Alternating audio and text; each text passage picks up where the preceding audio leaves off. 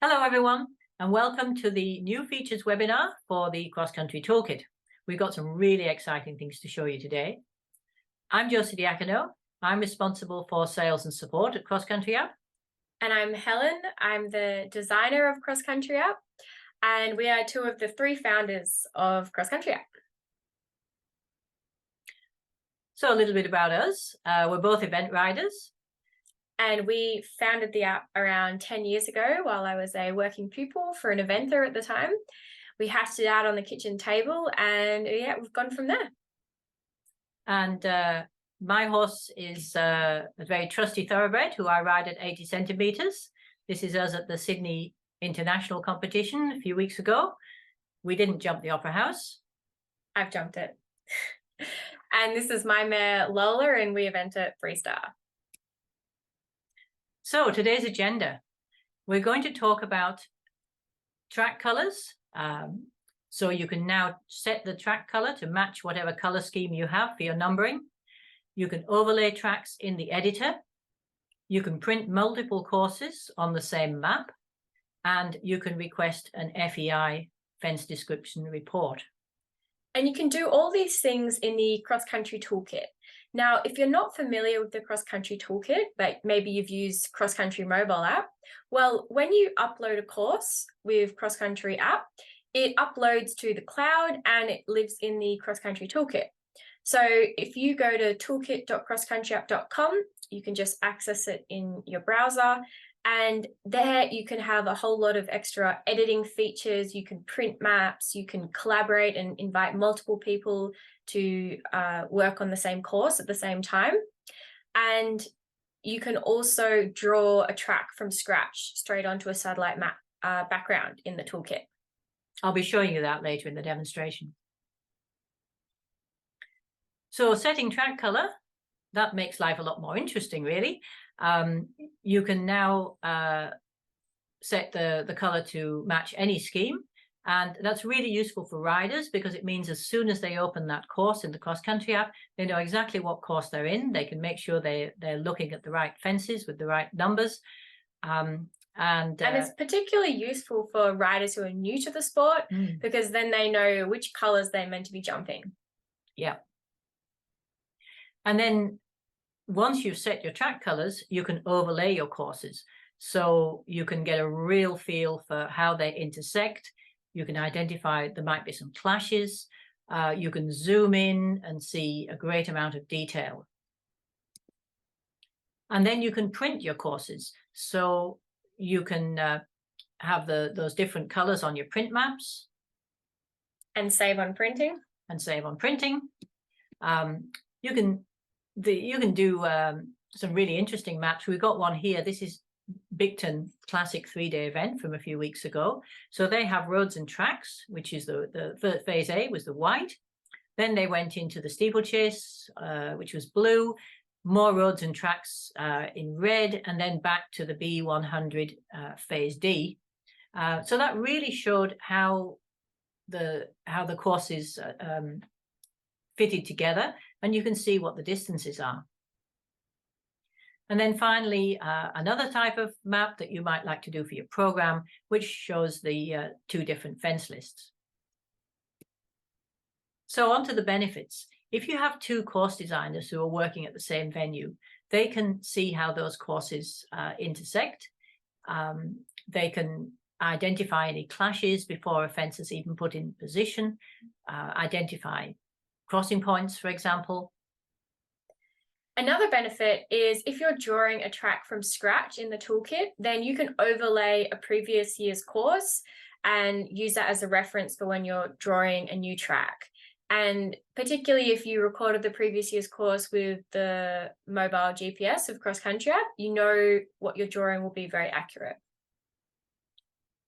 And we had a really good example of crowd control a couple of weeks ago at Sydney International. We were really lucky to have Christopher Bartle with us, and he did a course walk of the 4-star course, and I was helping organize that, and so I was able to look at the 4-star course overlaid on the 2-star, because the 2-star was actually running at the time. So we had a huge group of people, as you can imagine, so we had to get them safely over the over the tracks. We had to make sure that they were standing in a position that was safe, where we could see both the 4-star fences and the 2-star riders coming past. So it was really useful to be able to do those overlays. The other areas are roping, so you can actually see where the roping will need to be placed and how it could be changed between the classes. Identifying crossing points. For fence judges allocation, that's really useful because you can see how the fences are clustered together from the different classes, so that your fence judge doesn't have far to move between the classes. So very useful for your volunteer managers. Similarly for putting your TV cameras on course. And the cross-country controllers really love having those overlays, so they've got a view of how all the courses fit together. And overlaying previous year's courses from the same event also allows you to see where the ground has been fertilized and aerated over the years. So you know where you may need to do a bit more work on the ground, or it could be really useful if you have a new course designer coming to a venue, they can see where the tracks have gone in previous years. We've had a couple of examples of that already. And then finally, printing multiple course maps that can save you some paper and present them in a really nice manner in your programs.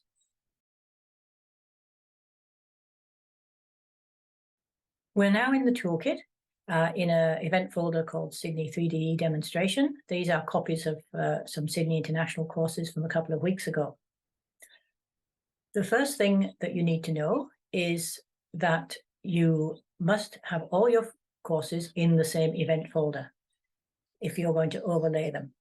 So if you've got two course designers who have been creating their own courses in two different folders, they might have called them Sydney 3DE and Sydney 3DE International, you need to decide which folder you're going to use and move the courses all into that folder. Now, moving a course from one event to another is quite straightforward. You just open the course and then you click in the event, and the system will suggest events that may be similar, or you can simply type in the name of the new event there and it moves them across. So we're in this 2-star course, and if we want to change the color of the 2-star, we click Edit. Don't want to save any changes, and we then will go to the icon in the top right, and we can see here we've got the default track color, which is blue with red numbers. So if we click on this, we'll see that we can choose the say the dark yellow and click Done, and then we'll click Save. Now, one of the really clever things about overlays is you can actually very quickly swap between courses. So if I want to now go into the 3-star course to set that color, I will simply click on this link here and it will put me into the 3-star. So I'll do the same thing. I'll click on this blue, and I'll change it to green. We can have the text any color, so we can make the text orange, for example, which isn't very clear, but you can make it anything to fit your numbering and color system. So we'll save that. And now we'll stay in this 3-star course, and I'll show you how to add the overlays. So we just go down to here and we just toggle them on, and they take the color that they've been set to. If you haven't set a color, the system will suggest a color. But I would recommend that you first of all set the colors of all the courses and then do your overlays. I've already set the 4-star long, so that's coming up with the blue. Now, this is really powerful because now you can pan pan into your course, zoom around, and you can have a very close look at where the courses might intersect, where there might be conflicts, or where there are clusters of jumps. So you can say, right, this we can have one fence judge looking after all these jumps if you change classes during the day. So that's it as far as using overlays. One of the really useful things you can do with your overlays is you can actually use an overlay to digitize, to create a new course. It could be, say, last year's course, and you just want to use that as a backdrop. So I'll show you how to do that. We'll save. And we'll exit. And now we'll create a new course. Now this is a fairly new tool that we've introduced called the Free Draw tool that allows you to create a course on your computer. You don't have to actually walk around with the CrossCountry app. So to create a course, we press the blue button here. We'll create our 1-star. And we'll create it. Now, it has put me into the Sydney venue. It has remembered what venue is linked to this event folder, but we could type in any location up here on the top left. So if I wanted to go to the UK, or if I wanted to go to the USA, I just type in my location there and it'll send me there.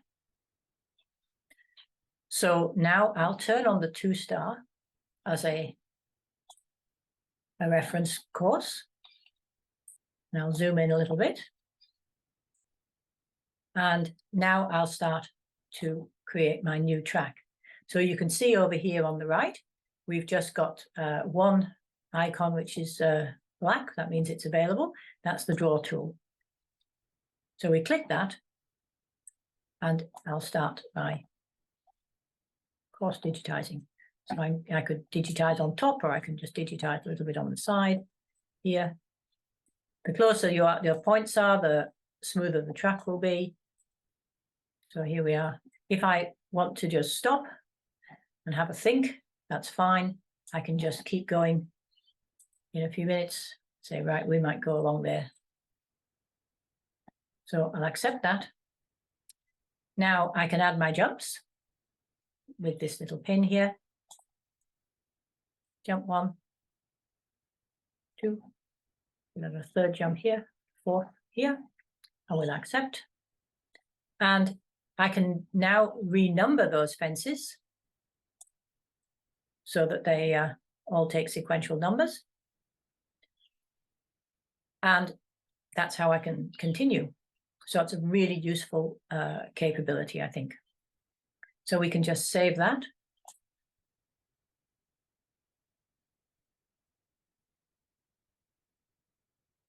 And we'll exit. One thing I forgot to mention is the smoothing. So, sorry, I will go back into this course. We've got a bit of a wiggly course here, so we can smooth it. Now, this doesn't change the distance. If you look in that bottom left, our measurement doesn't change, but it just smooths it out. And that's a really nice way of polishing your course before you publish it. So we'll save that smoothed.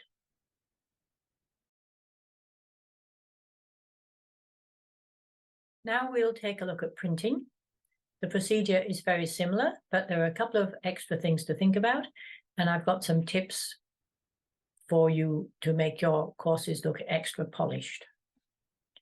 So we'll open up the primary course, the 2-star long. And by primary course, I mean, this is the course that when you go into the print, you will see the fence details and the fence list. So we'll now add our 3-star course.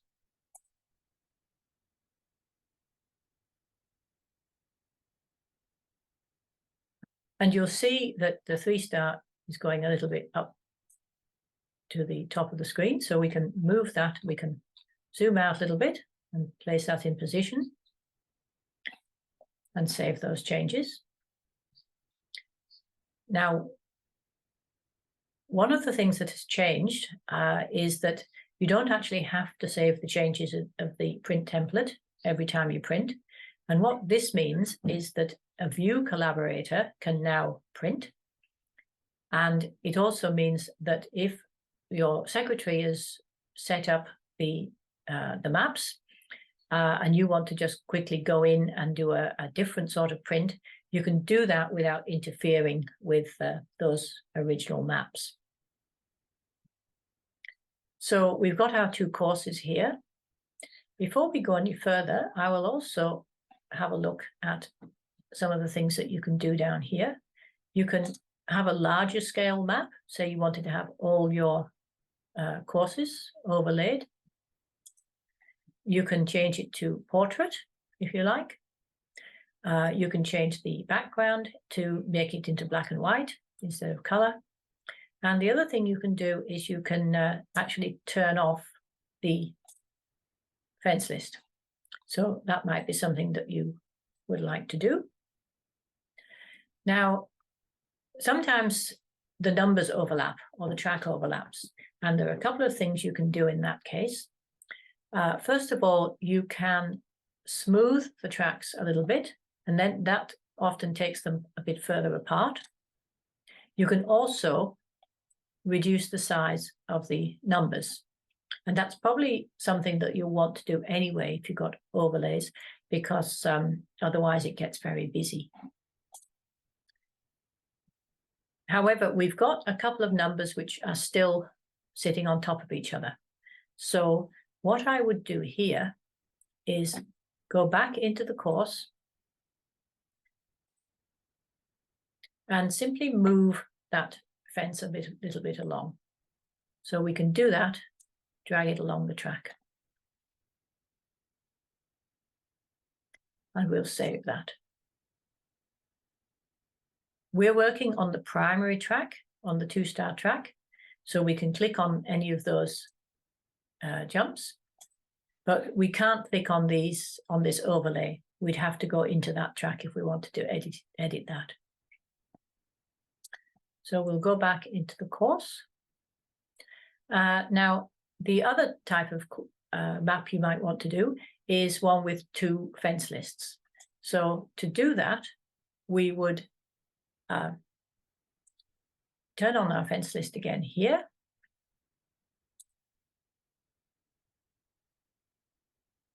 Just zoom in a little bit there till we're happy with it. And then we print that map. And then to get the 3-star list, we would go into the 3-star course and print that. And then we can simply do a screenshot of this fence list, and then we can paste that into a Word document, into a PDF. If you have a PDF editor, you could use Photoshop or PowerPoint, any graphical sort of editor. And then you can create a map with your dual fence lists.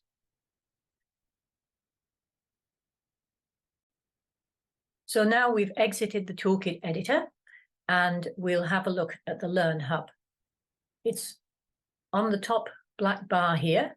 So you just click Learn, and you'll see down the left-hand side, lots of topics related to the Toolkit. You can click on any of those. Some of them have got subtopics, and there's step-by-step instructions, screenshots, videos, and we've got webinars as well here at the top. One of the ones I would recommend you have a look at is Manage My Events. It's very easy to get lots of different event folders. They might have slightly different names, such as Sydney 3DE, Sydney 3-day event, Sydney International 3-day event. So now is a good time to have a look at those folders and consolidate the courses in them, moving the courses between the folders. You can create new event folders. You can add logos to them, you can rename them. So that's definitely something that's worth doing, because it'll really help you be organized in the future. And then finally, the last part, we're going to touch on how you can request an FEI report so that you can automatically extract the information from the digital course map into the fence description report. And this is an example of the FEI report. So you can see that there's rows for each fence and information about each fence. And what the toolkit has done is we've extracted the fence numbers, and there's some intelligence there, because if the fence number is an A and a B and a C, for example, we can set that automatically to be part of a combination. And there's also a bit of artificial intelligence in that if the fence name has got brush in it, or keyhole, or water, we can set that field to Y. And then you can add the rest of your information in there. You can change defaults. So for example, we've got frangible as N, but you can change that to Y. You can add the type of frangible device, and you can add a new line if you have alternative efforts. It's a big time saver. It is, yes. The course designers who've already been using it say it's absolutely terrific. To access the fence reporting, we go to the stats section, which is here. And if you haven't had a look at stats before, do have a look.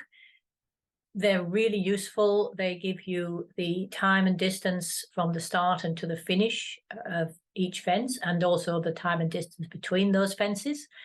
Either it's based on the measured distance from the app, or if you've put the official optimum time in and distance, then it uses those. So that's really useful for commentators, for example, who want to know how long they've got to get home from a particular fence. So we'll have a look at the export now, which is in the top right. You can export a number of reports. A new one is actually the builder's report, which is a slimmed down version of the total stats. It just gives you the number, the name of the fence, and then the instructions for your builder or for your fence dresser. So that's something you can export and then make that into a PDF and give to them. But going to the top one here, this will only appear if you are a Toolkit subscriber, and all you do is click on it and it will send an email to me asking for the fence report. So if you've got 3 courses that you want the reports for, then you'll need to do that 3 times. So thank you very much. That's the end of the presentation. We've talked about track colors, overlaying your tracks, printing multiple maps, and fence data reporting. So please try it out. If you've got any more questions, email us at info@crosscountryapp.com. Sign up for a free account at toolkit.crosscountryapp.com, or have a look at some more of the webinars and step-by-step instructions on our Learn Hub.